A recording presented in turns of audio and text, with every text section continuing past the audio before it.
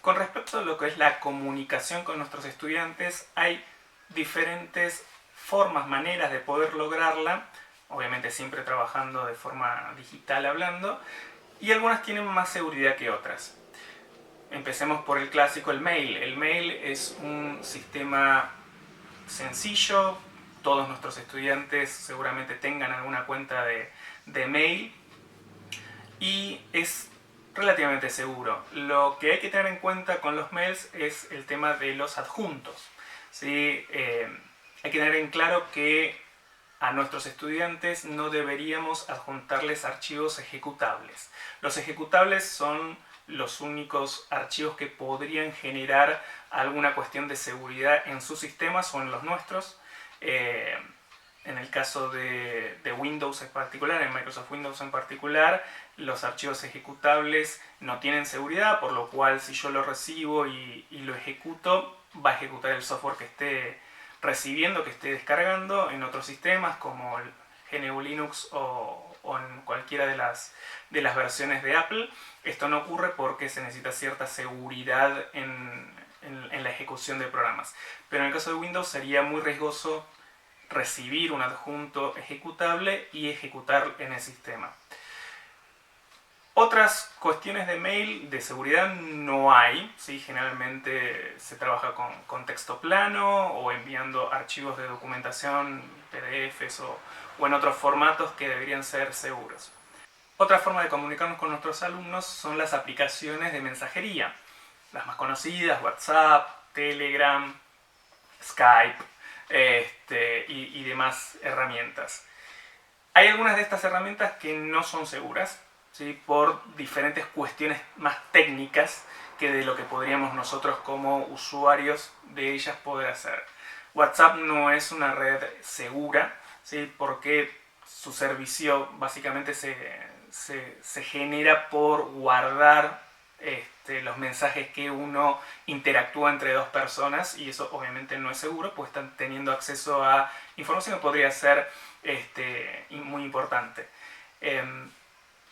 ¿Conviene usarla o no usarla con los estudiantes? Yo diría que no. Hay otras cuestiones también importantes acá, que es que si yo hago un grupo con mis estudiantes, todos los estudiantes van a tener acceso a ver el teléfono móvil tanto del docente como de sus compañeros. Quizás a alguno de los estudiantes no le interese que otro estudiante pueda ver su teléfono móvil y demás, o podría generar una situación incómoda por el acceso, digamos, a esa información. Nosotros trabajamos quizás con estudiantes de superior y bueno, son adultos, pero trabajando con chicos en media o inclusive en primaria, esto podría ser bastante peligroso por el bullying, el ciberbullying y otras cuestiones de seguridad integral ya de la persona al tener acceso a esta información. También podemos utilizar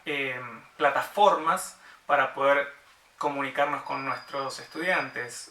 Las plataformas como Moodle, Edmodo, diferentes plataformas para poder trabajar las clases como Classroom o Teams y demás tienen diferentes herramientas para poder comunicarnos con nuestros estudiantes y queda dentro de la propia plataforma.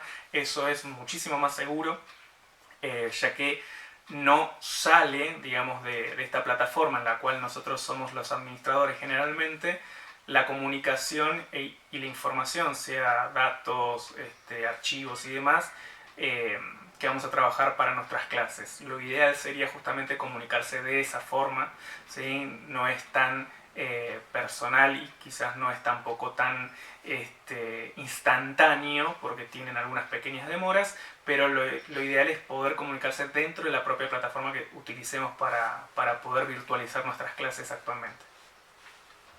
Muchos se preguntan por qué es importante resguardar nuestros datos, por qué es importante mantener la privacidad de nuestros datos y de que las empresas no tengan acceso a ellos, a menos que nosotros lo permitamos, por supuesto.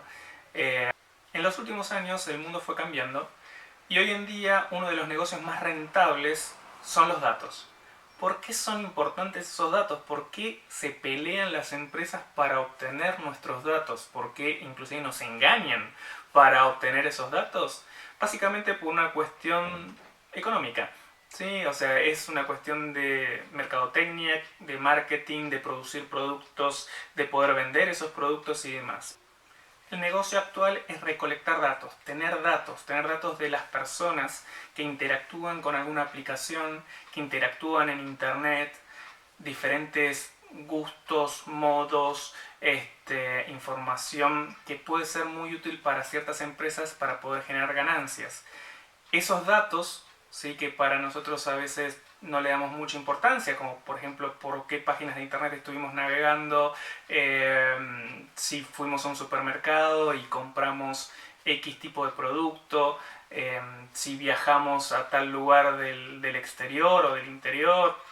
Toda esa información es utilizada por algunas empresas para generar productos, para generar diferencias de precios y demás.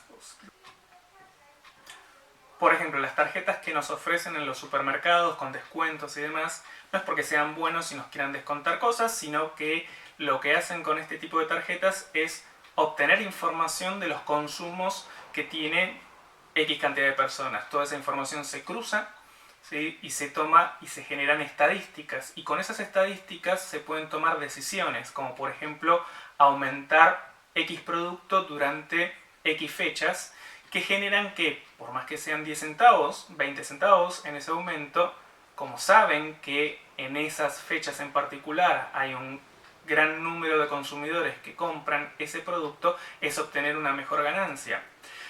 En internet pasa algo similar o inclusive peor, o sea, hay muchas aplicaciones, muchas páginas web que recogen muchísima información de nosotros, como las redes sociales. Esas redes sociales tienen perfiles de un montón de personas con un montón de información y la venden al mejor postor para poder justamente generar mercado.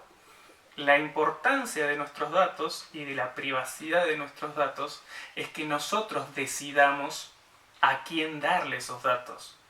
Que nosotros decidamos si queremos, no queremos, o qué tipo de datos pueda tener o qué tipos de datos no pueda tener.